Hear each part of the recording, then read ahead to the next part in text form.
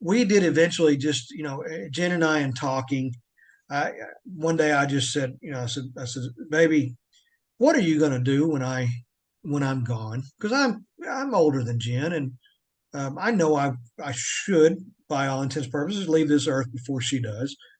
What is it you're going to do when Rick Baker is no longer here? What are you going to do?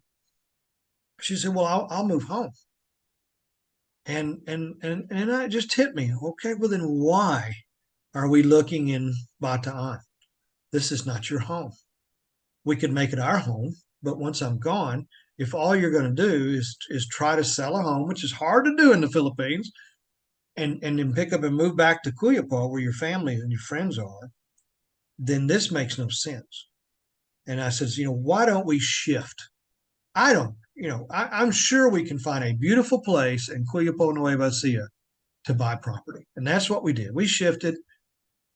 We actually found a young lady who's, again, there are no licensed realtors, but what I was looking for at that point was somebody who was actually from this community.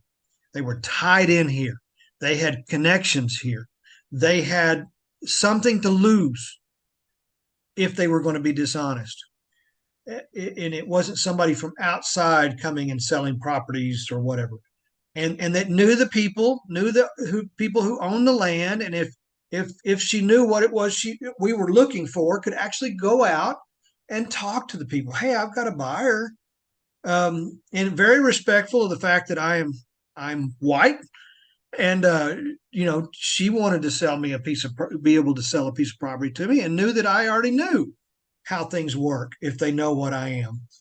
So she was very in tune to all that, listened to what my needs and wants were, and it became, at that point, Roy, it became a very pleasant experience. She only took us to places that met what we were looking for, and only showed me one property that didn't. And then she told me up front, she said, Mr. Baker, this does not, there's some things here that aren't exactly right, but I wanted you to see it.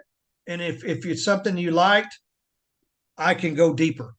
She said, but I've already hit on some things in my mind that something's not right with this. And I said, why not? We'll just go look. And we did. And it just turned out to be something it just right down the road, as a matter of fact, from here. Um, but eventually she showed me this property, and um, wow, it just, Honestly, once you, I've it's kind dealt of like with a marriage. Once and I've dealt with Jing, and you're talking about Jing, I'm I am sure. And talking about Jing. Yeah. yeah, I dealt with her. She's wonderful. Yeah. And She's she's going to, straight up. straight up, be honest. She's Yep, ethical. yep. And I don't meet a lot of people like that here, but she was one of them. And we were blessed. And we found a beautiful piece of property that took a lot of imagination to see it where it is now. Um, thank goodness I've got the ability to do that. And it just all it really, when it was legal and ethical and everything, it went so smooth. It was just like night and day. Um, Literally within 4 weeks, 4 weeks, Nice. Jen had legal title to this property, and we were able to start getting permits. And of course, if people have been watching my channel, they know kind of the issue I had with my builder, who was from Bataan.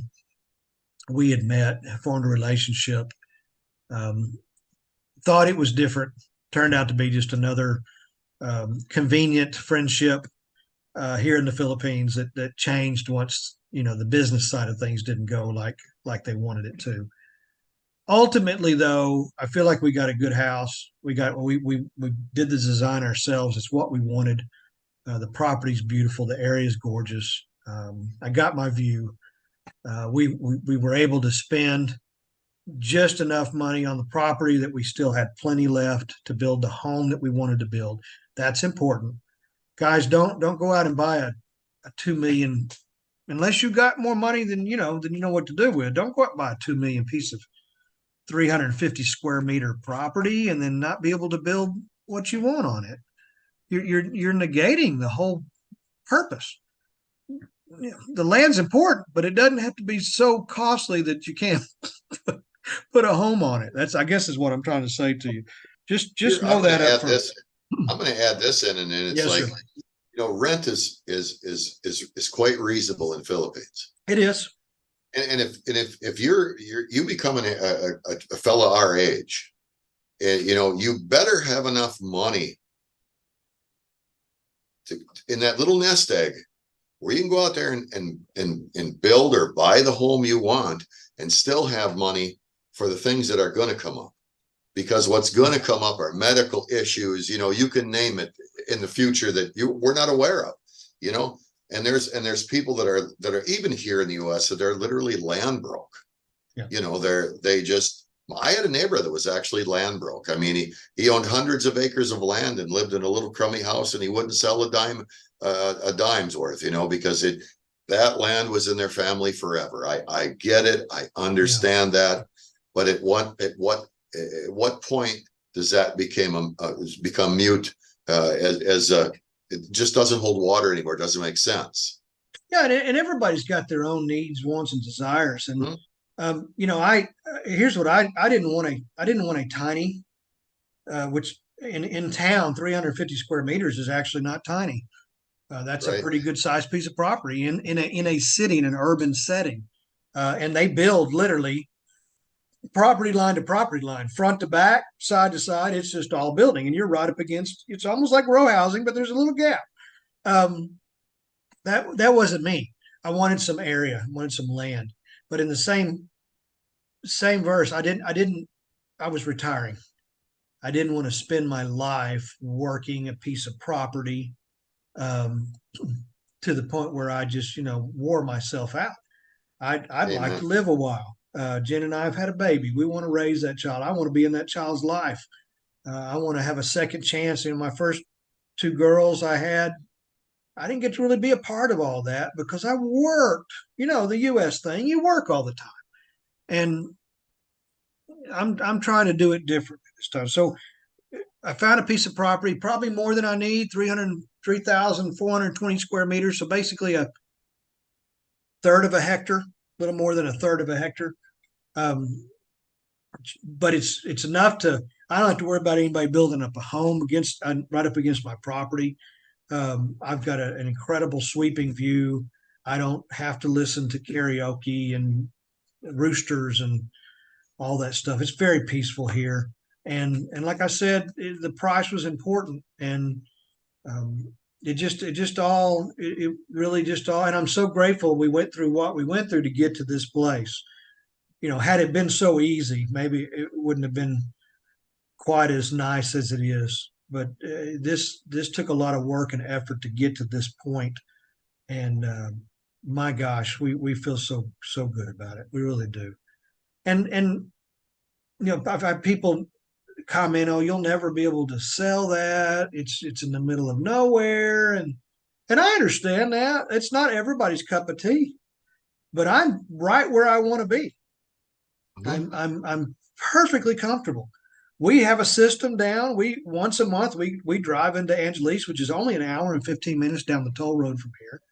We load up for the month, and anything we need in the interim, we get from the Cuyapo Market, which is open 7 days a week, or we go 20 minutes down the road to Rosales to SM Hypermarket, get what we need.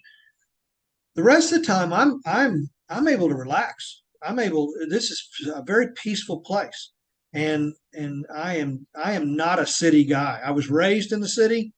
Couldn't wait to get out to East Texas. I mean, I got to East Texas as fast as I could, and that's just who I am, and I'm okay with that. And yeah, we didn't build this with the intention of Jen having to ever sell it.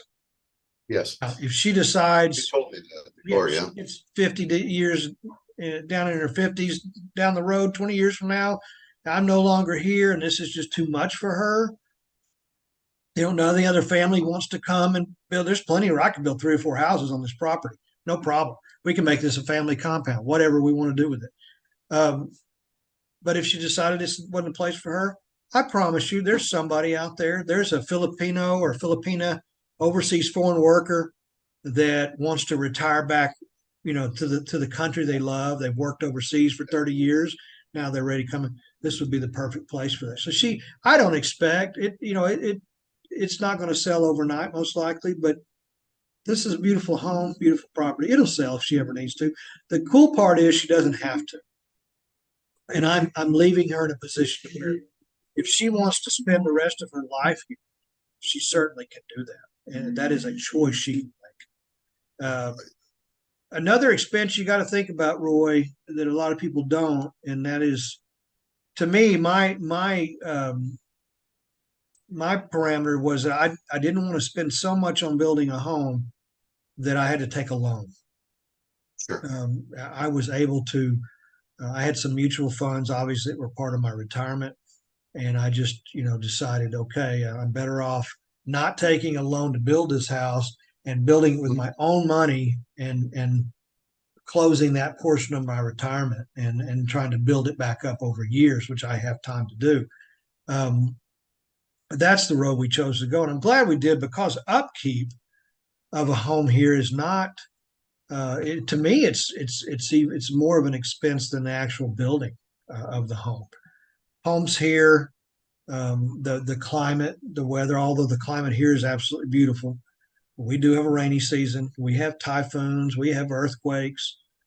Thank goodness this house is sustained. We've had three or four typhoons. We've sustained no damage. We've had a couple of earthquakes, no damage. Lots of flooding, but I thought ahead. I bought a piece of property that was a terraced rice field, which means it goes down about 70 feet to the bottom. And so lots of place for water to go. We don't worry about flooding. And that's something a lot of you really need to pay attention to in the Philippines, because a lot of this land that is affordable is a rice field. And rice fields are designed to flood because you plant rice in flooded land. And you got a lot of work to do, a lot of base work to do to prevent that from happening. Whereas in this property, I really didn't, because I built up at the top and everything goes to the bottom. So think about those things in advance. If you haven't spent any time in this country and you're coming and building, you need to think about those things, because they can become an issue for you down the road. You can get homeowners insurance here. I haven't actually dove into that yet, but I am thinking about it. But it's not like the U.S. It's the policies here are different. What they cover is different. Doesn't pay out what you think it's like you're used to in the U.S. U.S. If you have insurance, you pretty much can build you another home. I have a replacement guarantee on mine from American Family. Yeah. It doesn't work that way here. You're going to get a certain amount of pesos, and you do with it what you can. So, well, look at your auto insurance. Same thing. Same thing. Yep, same thing here. I want to add one more thing into this video before we end today.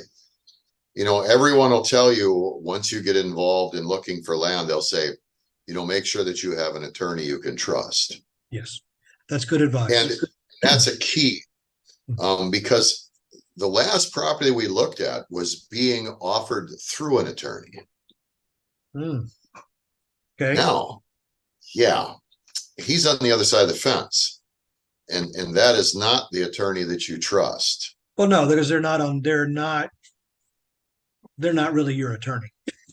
Well, absolutely, they're not representing you. Correct. They're representing themselves, and in this particular case, this was just it's a flat out fraud.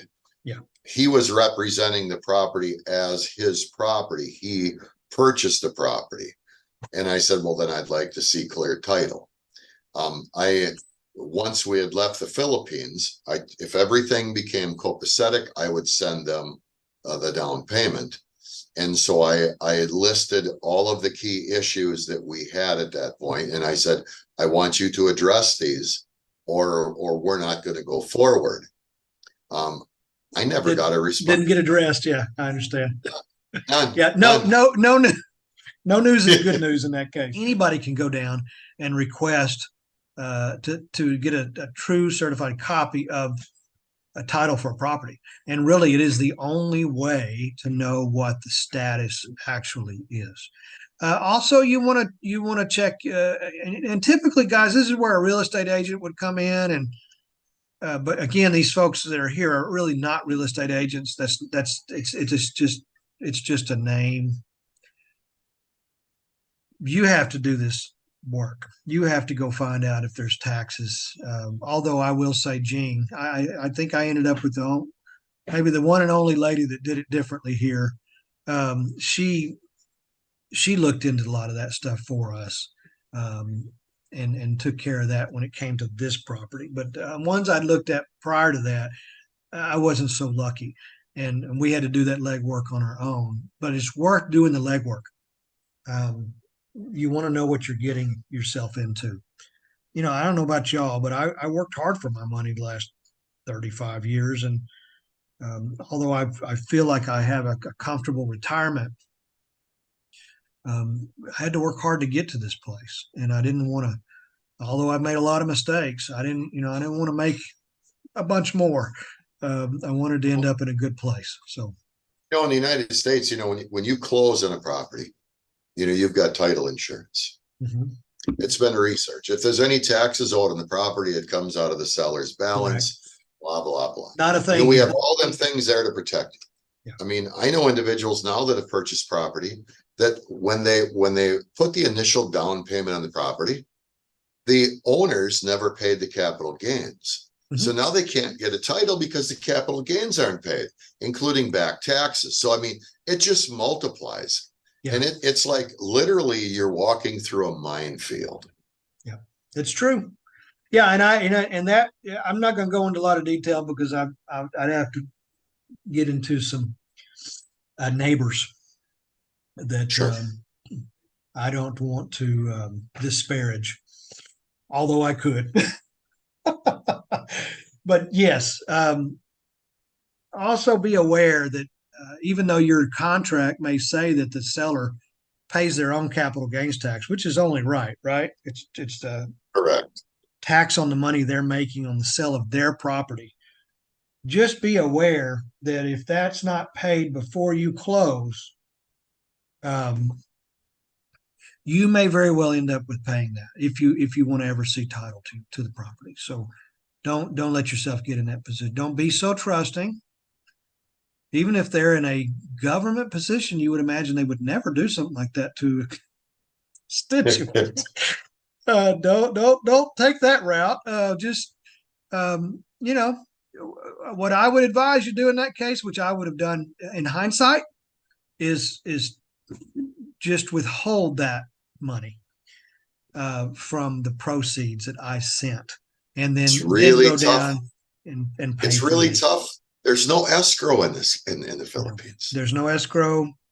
You're handing that money over to the seller. It is a gamble from the get-go. Yes, it is. But yeah. So yeah, there's always pitfalls, and if you find yourself with something like, let's say, the capital gains tax, don't let your PTSD go south on you. You're going to end up in more trouble than you want to be. Just stay calm and let your wife re-explain for the 100th time how things go here in the Philippines, and swallow a little bit of your pride and go take care of that and get your title and move on with life. Or do it right to begin with and withhold that money pending payment of those taxes and closure. So that's the best way to do it. Anyway, again, it's a whole different ballgame here, guys. Like Roy said, find an attorney that will work for you. Yes, it's going to cost you a little bit of money, but attorneys here are not outrageous like they are in the U.S. It's money well spent if it protects you in a large purchase like that. And some of these land purchases are large. So yeah, I encourage you to do that. Roy, my gosh, if I talked a lot, I think we're about to lose this video again, timing wise. It gave me an indication. You got 6 minutes and 51 seconds. You could Oh, dude, it's probably got cut. to. Oh, it's got to. Oh, well, we could talk some more then. Anyway, Oh no, just kidding. no. Listen, guys, Roy's got a whole bunch of stuff also, and like I said, his perspective is a newer perspective. Mine is a couple of years old, and but probably still as relevant today as it was then. Yes. I don't expect ethics and things like that have changed much, um, but we're going to hear his side of things, what he's encountered in his search, and he's been searching down in the most of my search, all of my land search was in Luzon. All of my property dealings, any homes and condos and row housing and property, it's all up here in Luzon. He's in a different location in the Philippines. Those of you that know, the Philippines is made of a lot of different islands, and they all are different. And they price things differently, they do things differently, and the whole scenario is different. When you've got a lot of expatriates in the area, it changes the whole thing. Um, Amen. yeah, and I ran into that in Bataan, but I didn't run into it up here in Cuyaba because there aren't a lot of us foreigners up here. So I got treated a little more like just a person, which I really appreciated very much, being treated like a person, with the color of my skin not coming into play. I don't mind paying for something, but I don't want to be cheated, and I imagine most of you are probably the same way. So hopefully this is giving you something to think about. Again, your experiences are going to most likely be different in some way, so don't take everything. We're like I said, we're not trying to give you any set legal advice. That's an attorney's job. We just really Absolutely. wanted to kind of give you an idea of how things can go here, and maybe through our experiences you can make better choices than we did. Now Well, he I hasn't made any dollar and cents choices yet, but he's avoided some that could have been I met a disastrous. gentleman.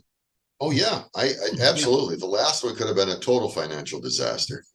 But when I was in Darwin, we had a big get together with all the vloggers that I know, and I met a college professor that was there. Of course, he has a fiance, LDR relationship, and we became Facebook friends, just like you and I were. Uh-huh. And one day he messaged me because he had said, I heard you were looking at land. And I said, absolutely. So just called him up on FaceTime. Yeah, I'm looking at some land right now. And I said, don't. What do you mean? Don't ever even attempt to buy a piece of property in the Philippines when Sight you're in the unseen. United States. Not a good idea. No, no. I said, you need an attorney you could trust. You need to look at all the stuff yourself. You can't leave this to trusting. Well, this agent said they got this. And I said, listen, they shuttle paperwork and they tell you what you want to hear. Exactly. And Roy, And I, that may be the best advice in this whole blog. And yeah, let me add to this. And I don't and please, God, I don't want to hurt anybody's feelings. It's not my intention. My intention is always just to absolutely. Amen. tell you what I feel, and whether I'm founded in that or not, I guess you'll have to believe me. But trust here is it lasts about as long. Well, just don't. Um, I'm not saying be rude to anybody, but don't be so trusting. I think if everybody you've come in contact with in the Philippines has been done everything they said they were going to do, when they said they were going to do it, exactly how they said they were going to do it, and you can trust them completely, then you are blessed. You are Yes, unusually blessed. I haven't had that experience, and I've gotten to the point when and Texans are very trusting people. We just are. I don't know why we are that way, but we are. Um, I would much rather never become untrusting, an untrusting person.